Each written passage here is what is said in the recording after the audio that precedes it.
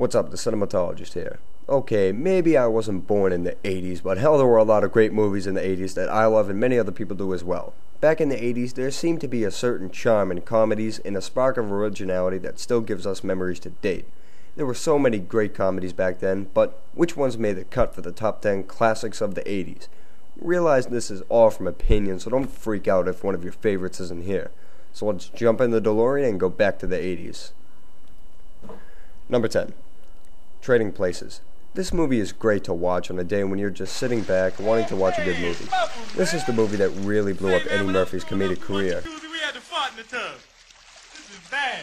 showing the life of a very important uptight businessman played by Dan Aykroyd and the life of a streetwise con man played by Eddie Murphy, as they are both thrown into a social experiment being performed by two brothers who are the heads of a company played by the classic actors Ralph Bellamy and Don Ameche, who established this plot to show how if Billy Ray Valentine, played by Eddie Murphy, was given everything Dan Aykroyd's character had, meaning money, a butler, a nice estate, and a prestigious job, he could succeed as well, leaving no matter to his racial background. This turns out in Dan Aykroyd's character, Louis Winthrop, having his life completely ruined, and it shows his struggle to find out what's going on, while Eddie Murphy enjoys what he's given but has no clue why he's getting treated like a king. No, not that king. Anyway, this movie is really fun to watch and can keep you laughing with classic scenes. Lionel! From the African Education Conference, right? Yes, Simon! I was director of cultural events at the Haile Selassie Pavilion. I remember the pavilion. We had big fun there.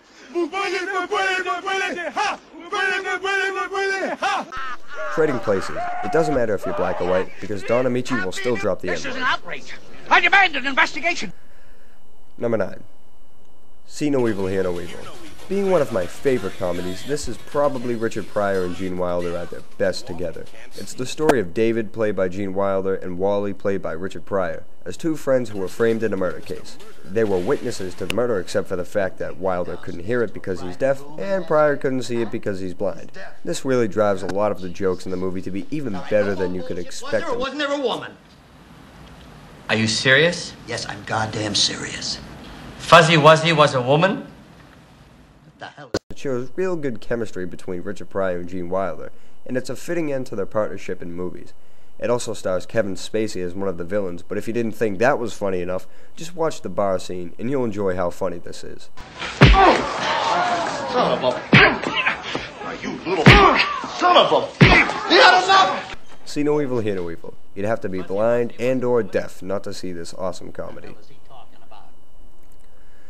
Number 8. Airplane. Now you might think this is too low on my list of comedies from the 80s, but just keep in mind that this is all listed based on opinion, but that doesn't change the fact that this movie is completely hilarious and was one of the benchmarks in comedy and film history. It's about a crisis on a plane when no one can fly it, so everyone goes into panic. This is a great satire and one of the first spoof-type movies, but this is widely regarded as a classic and influenced from many of today's spoofs, which compare nothing to this great comedy. It's got a great cast, and just to prove it, Kareem Abdul-Jabbar is in this, and it makes the movie better. You know, maybe he's the only basketball player who should be in movies. I mean, what was he in that was that bad? Alright, there's one. But anyway, this movie is one of the greatest comedies ever made, and surely you seriously need to see this. I am serious. And don't call me Shirley. Sorry. Number 7. Big. This movie is starring Tom Hanks, and it's about a young boy named Josh, an everyday American kid. He's completely normal in every way, except he isn't big enough to go on a ride at a carnival, so in frustration, he goes to a mythical carnival machine, Zoltar, and wishes he were big. Well, that wish is granted as the next morning he's a fully grown adult. This is where Tom Hanks comes in, and from there on it's Josh's goal to adapt to adult life until he can change back to his real 11-year-old self.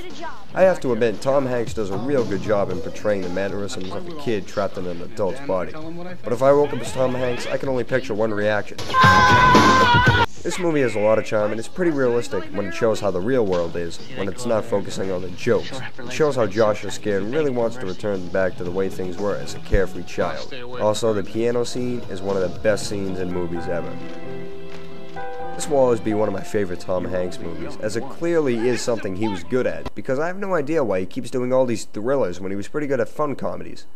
But this will always be regarded as a classic, and one of Tom Hanks' best. Big, if you don't like this, as Billy says, who the fuck do you think you are? Number 6. The Breakfast Club. Some of you are probably going to argue that this is more a drama than a comedy, but I still think it falls into both categories, seeing as how a lot of the dialogue is pretty funny, apart from a few scenes. But this is easily a classic. It's the story of 5 teens thrown into Saturday detention for one day, and they find out over the next several hours that it doesn't matter what group of friends you come from, because we all have problems. It shows how the kids deal with their issues at school, but mostly at home, where hints of neglect and abuse are shown through the teens, which shows the cast couldn't have been any better. The jokes were pretty good, and this movie is just awesome. Unfortunately, some cast members have not had anywhere near as good of success since this movie came out. For example, Judd Nelson. I kind of feel bad for the lack of success for him over the years, but I blame Hollywood for that. As a matter of fact, Judd, what do you think the Hollywood people are for not putting you in good movies in over 20 years? Asshole. Come on, is that it? What else are they? Fucking dildo. Yeah, fucking dildos. But the characters will always live on as the Shermer High Breakfast Club. The Breakfast Club. Watch it, because Judd Nelson would kill you if you didn't see it.